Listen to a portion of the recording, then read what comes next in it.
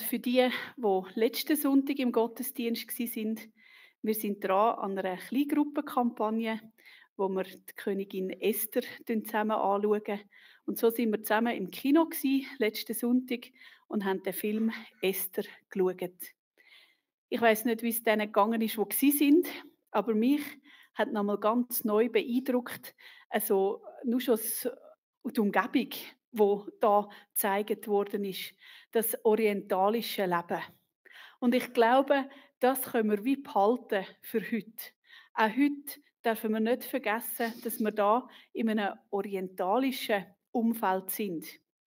Und also Hochzeiten da in der Schweiz in Ehren, aber das ist nichts. Das ist nichts. Das ist ein Klacks gegenüber einer Hochzeit im Orient. Leider bin ich selber noch nie gewesen, aber also da würde ich fürs Leben gerne mitfesten. Das geht Post ab über Tage. Da wird tanzen, gesungen, gegessen, getrunken. Eine wahre Pracht. Und so ist es wahrscheinlich auch in dieser Geschichte oder in dem Erlebnis, wo uns der Johannes davon erzählt. Wie reich das die Leute sind, hat selbstverständlich immer darüber entschieden, wie voluminös und opulent so ein Fest war. Und ich glaube, wenn wir so in dem Denken drin sind, von dem orientalischen Fülle, die vielleicht schon gereist sind, probiert euch mal zurückerinnern, wie das geschmeckt hat dort, mit diesen Gewürzen und dem Feinen und so ein bisschen 1001 Nacht, stellt man sich doch vor. Und wichtig, ganz wichtig, Gastfreundschaft. Und das darf man auch erleben, wenn man mit Leuten aus einem anderen Kulturkontext, auch bei uns in der Schweiz, zu tun hat. Ich war schon an türkischen Hochzeiten in der Schweiz. Und also da ist dann Gastfreundschaft wirklich gelebt. Und so ist es auch an dem Fest wo wir gelesen haben. Aber eben das Peinliche passiert, das, was nie und nimmer hätte dürfen passieren. Und ich möchte euch heute so eine Gegenüberstellung machen, die ich in dem Text gelesen habe. Es ist eine bekannte Geschichte. Wer hat die Geschichte da innen noch nie gehört? Also, ich müsst jetzt nicht aufstrecken, es wäre ja peinlich, weil es streckt ja niemand auf, nehme ich jetzt mal an. Ah!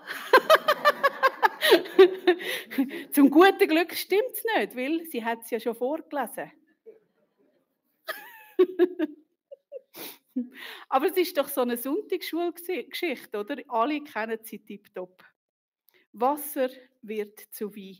Hey, ja klar. Aber ich habe eine nicht repräsentative Umfrage gemacht und ich müsst die nicht öffentlich beantworten, meine Frage. In was inne, vor dem Lesen vor der Lea ihrem Text, in was inne ist das Wasser eben gsi? Hättet ihr das noch gewusst? Das wird entscheidend. Ich muss ehrlich sagen, mir ist das nicht mehr so präsent gewesen. Und so habe ich mich fragen, warum um alles in der Welt schreibt der Johannes explizit, wo dann genau in welchen Kübeln das Wasser drin ist. Und schaut, ich habe einen mitgenommen, nicht so einen grossen.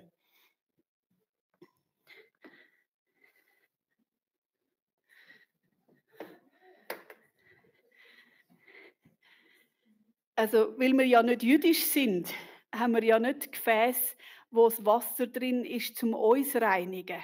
Aber es ist ein Reinigungskessel, ein Putzkübel. Und der Johannes schreibt eben explizit, dass das Wasser dort drin war. Macht er das zufällig oder hat das eine tiefere Bedeutung? Ja, also in der Regel ist ja das nicht einfach zufällig. Im Vers 6, sonst kannst du mir ein bisschen guten Text einblenden. Im Vers 6 lesen wir von diesen 6 Krügen, die nach unserem Maß etwa je 100 Liter Wasser drin haben. Also 600 Liter Wein hat das dann gegeben. Nicht schlecht, hä? 600 Liter Flaschen Wein. Und als Kind kann ich euch sagen, also an das mag ich mich erinnern in dieser Geschichte. Ich dachte, wow, das ist ja wahnsinnig. Wir haben die Trauben gehabt, wir haben Traubensaft gemacht, aber nie selber gekeltert.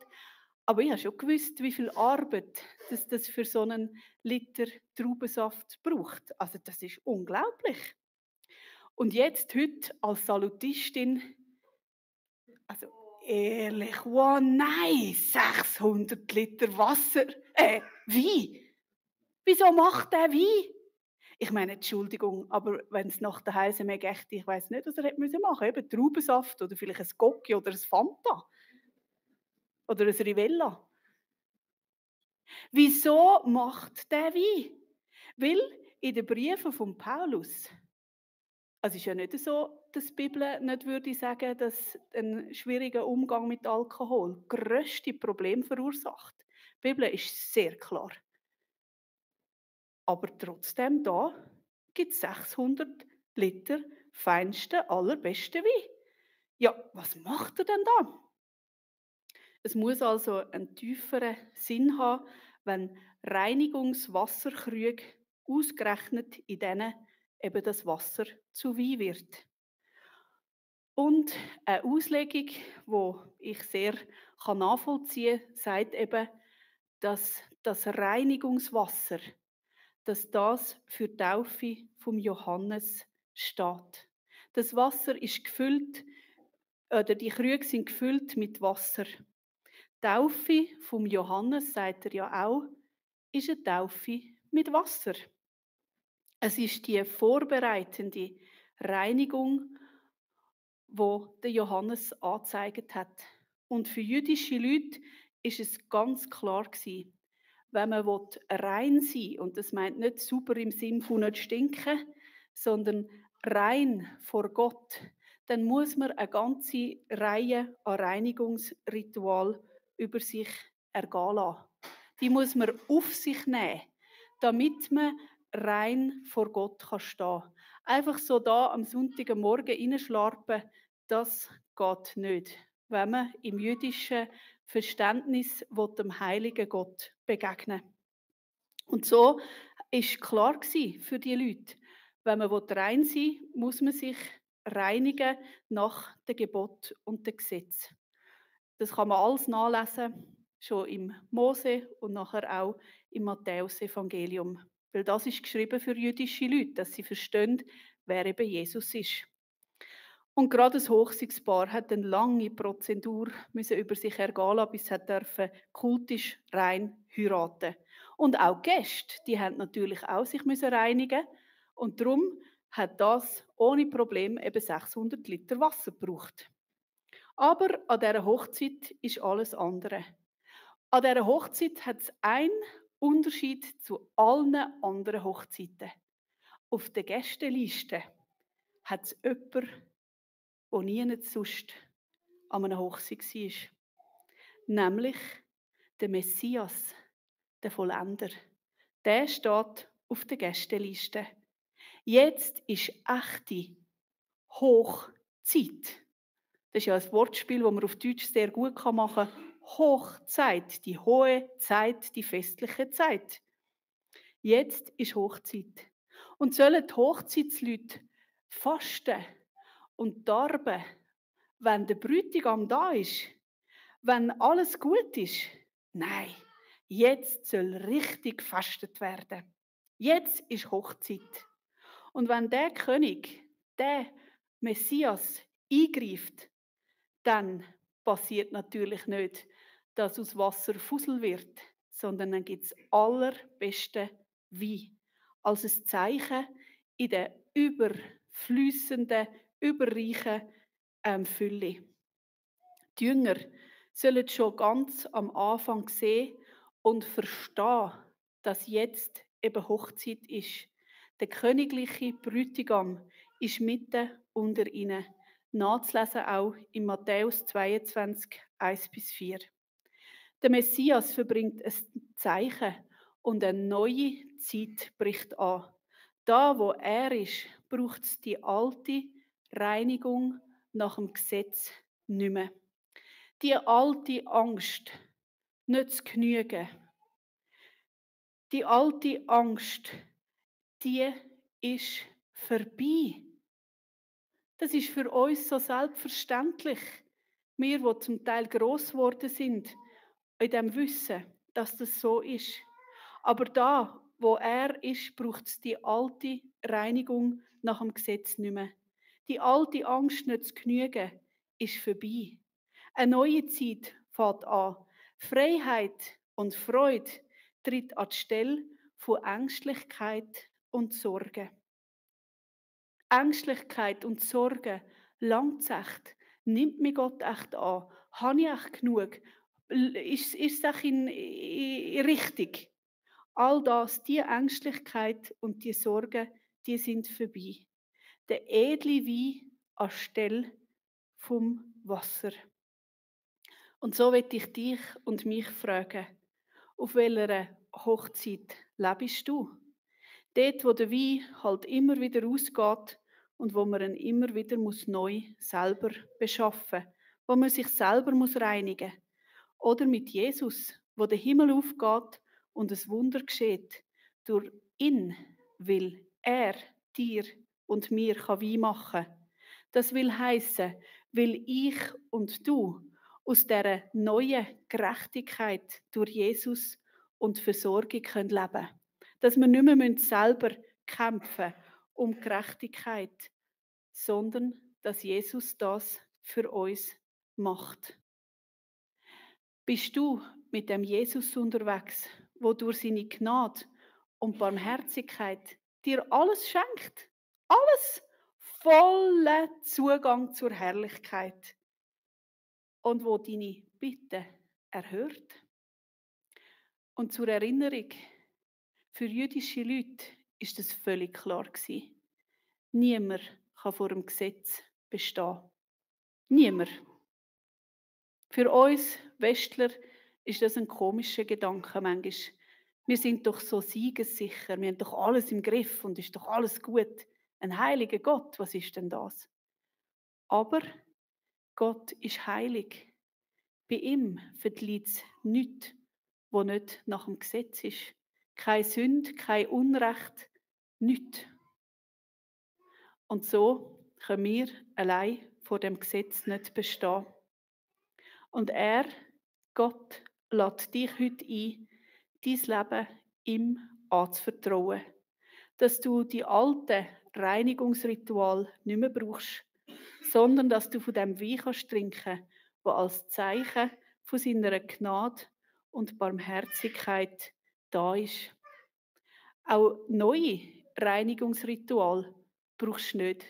Vielleicht denkst du, ja, ich bin ja wirklich nicht jüdisch.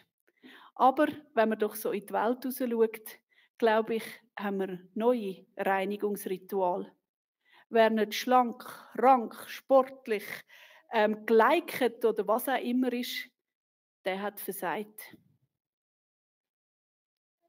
Ihr glaubt es vielleicht oder ihr glaubt es nicht, aber geht mal im Internet schauen, was das Menschen alles machen, dass sie angenommen werden.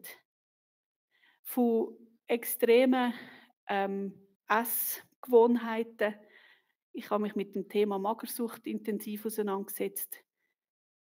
Das ist das neue Reinigungsritual. Man will perfekt sein. Also, das ist ja jenseits von perfekt, das ist ganz klar. Man will geliked und geliebt sein. Man muss sich darstellen für etwas, was vielleicht gar nicht so ist. Das neue Reinigungsritual. Perfektionismus, Selbstoptimierung, Karrieredenken. All das braucht es nicht mehr. Weil es ist vorbei. Jetzt ist eine neue Zeit und dann im Himmel wird es ganz gut. Beim Lesen habe ich mich noch eine zweite Frage gefragt. Ist euch das auch schon aufgefallen? Findet ihr nicht, dass Jesus widersprüchlich ist? Also manchmal habe ich gedacht, sag mal, was macht denn der? Zuerst sagt er der Maria, hey, hallo, was habe ich mit dir zu tun, Frau? Meine Stunde ist noch nicht gekommen. Und dann sagt er nachher der Diener, macht, was sie sagt. Oder sie sagt ihm, der Diener, macht, was er sagt. Und er befiehlt dann den Diener, sie sollen Wasser einfüllen und danach schöpfen. Ist das nicht ein bisschen widersprüchlich? Also habe ich mich einmal gefragt. Welche Stunde meint doch Jesus da? Er weist aus meiner Sicht bereits beim ersten Wunder prophetisch auf sein Ende hin. Sein Ende am Kreuz auf Golgatha. Das ist die Stunde, das ist der Brennpunkt der ganzen Weltgeschichte. Das ist die Stunde, um die, wo es wirklich geht. Auf dort konzentriert sich alles. Und etwas ist auch noch ganz wichtig, dass er dann ganz sicher nicht mehr der Sohn von einer Frau ist. Dann kann er nicht mehr menschlich helfen. Auch jetzt nicht, sondern er ist der Sohn Gottes, wo ganz eingreift, wenn der Vater die Stunde dazu gibt. Jetzt noch nicht, aber dann ganz. Jetzt erinnert Jesus seine Mutter daran, dass er nicht mehr ihr Sohn ist. Maria muss begreifen. Sie sagt ihm, begreif Maria, wer ich bin und was mir aufgetragen ist. Jetzt haben menschliche Ansprüche kein Anrecht mehr. Im Matthäusevangelium wird die Wichtigkeit für die Sache Gottes so vorgehebt, dass angesichts von der Größe, von der Herrlichkeit, von der Wunderbarkeit vom Reich Gottes alle anderen menschlichen Beziehungen nicht an erster Stelle stehen. Sie verlieren ihre Geltung.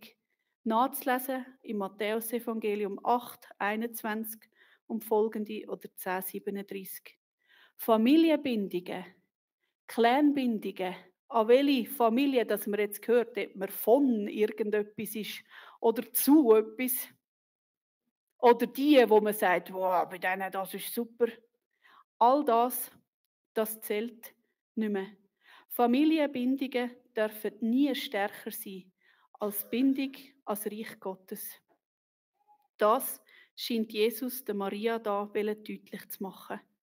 Und ich glaube, so müssen wir uns fragen, wie sieht es mit unserer Bindung aus? Und ich glaube, es geht nicht darum, dass wir unsere Eltern oder unsere Geschwister nicht mehr gerne haben dürfen. Das hat mit dem nichts zu tun. Sondern was das an erster Stelle steht. Steht an erster Stelle die Ehre vom Reich Gottes, von Gott, oder die Ehre von mir und von meiner Familie?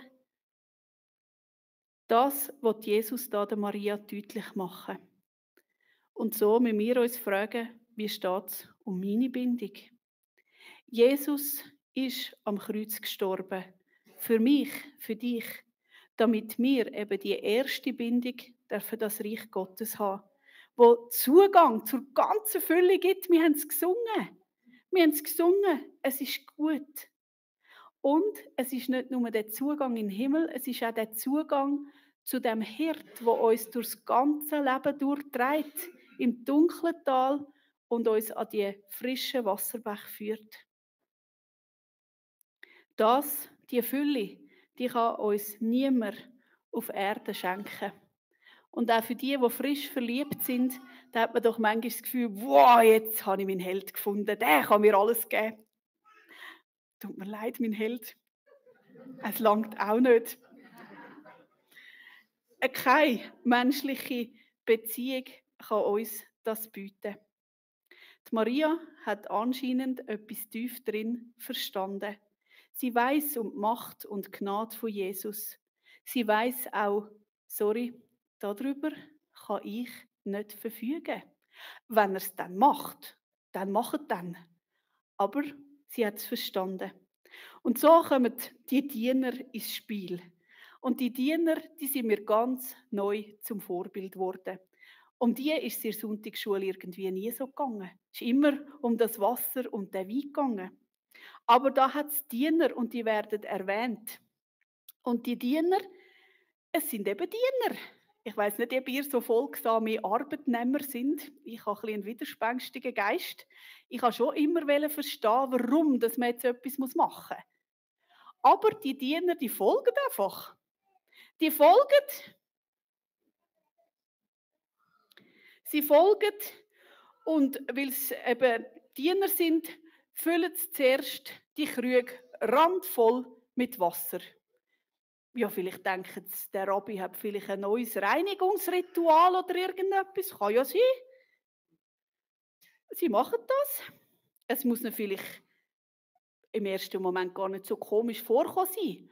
Aber wenn er dann sagt, füllt das. Ich hatte leider keinen goldenen Becher gehabt. Sie müssen das füllen. Also wer hat schon mal mit dem schönsten Weinglas aus dem Putzkübel geschöpft?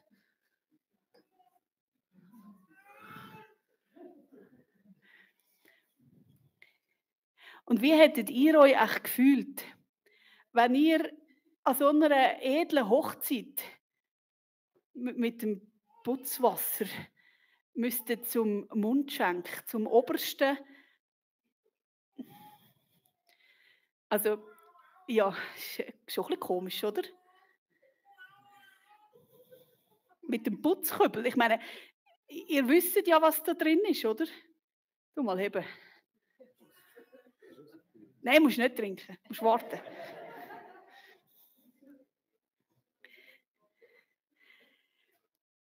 Ja, das muss denen furchtbar komisch vorkommen sein. Ja, sie haben es gemacht und dann haben sie es gebracht. Was soll der mit einem Becher Wasser aus dem Putzkübel? Ja, nun, es sind Diener, sie fragen nicht, sie machen, was geheissen ist. Und vielleicht denken sie wirklich auch, ja, sorry, das ist ein Rabbi, der hat Schüler, der wird schon wissen, was er macht. Und das Wunder von Kana fängt eben mit dem Befehl an, wo völlig abwegig ist. Warum soll man so etwas tun? Und der Walter de Boer, ein Ausleger, schreibt, so steht am Anfang des biblischen Wunders immer wieder das befehlende Wort, welches Unverständliches, ja Unmögliches verlangt und in der gehorsamen Befolgung des Befehls das Unmögliche wirkt und schenkt. Gottes wunderbares Handeln macht den Menschen nicht passiv, sondern erwartet seinen Glauben nicht als einen Denkvorgang im Kopf, sondern als vertrauendes Gehorchen in der Praxis. Habt ihr verstanden? Ich muss, weil wir ja jetzt nicht zu Kanaan sind, muss ich dann das Wasser wieder holen.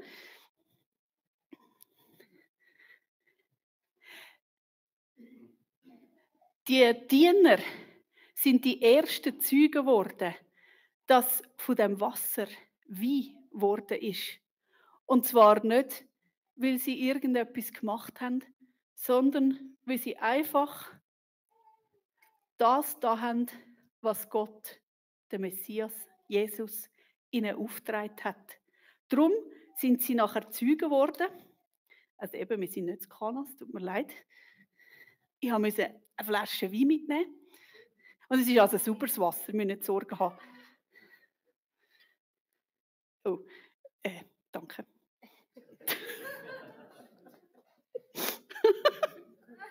Das haben wir nicht geübt. Also ich bin in den Keller runter und habe eine Flasche Wein geholt. Das ist wahr.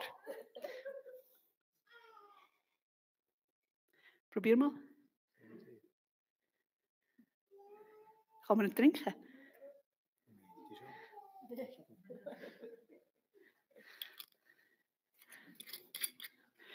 Also für die alle, die jetzt Angst haben, um Himmels Trost, die Offizierin ist sie von allen Geistern verlassen. Wir haben euch das, glaube ich, schon mal erzählt. Wir haben eine Kiste Wein bekommen, die keinen Alkohol drin hat.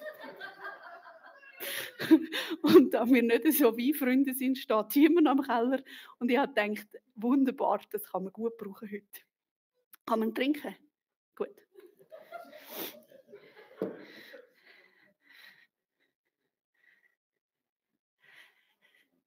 Die Diener, die sind Zeugen geworden, dass aus dem Putzkübelwasser das allerbeste Wein geworden ist. Und sie haben einzig und allein das gemacht, was ihnen Jesus aufgetragen hat. Und so dürfen sie uns ein Vorbild sein. Eben Glauben bedeutet nicht, alles im Kopf zu verstehen, sondern Glauben bedeutet, das zu tun, was Jesus uns aufs Herz legt, seine Gebote und seine Anweisungen zu verfolgen. Der Messias vollbringt ein Zeichen. Eine neue Zeit bricht an. Und so wollen wir nochmal zusammenfassen.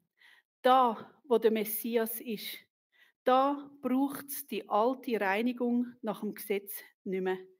Die alte Angst, nicht zu genügen, ist vorbei. Freiheit und Freude. Prost! Ich muss schon noch ein bisschen probieren. Ja, mal. Ich könnte es nachher auch probieren, wenn ihr wollt.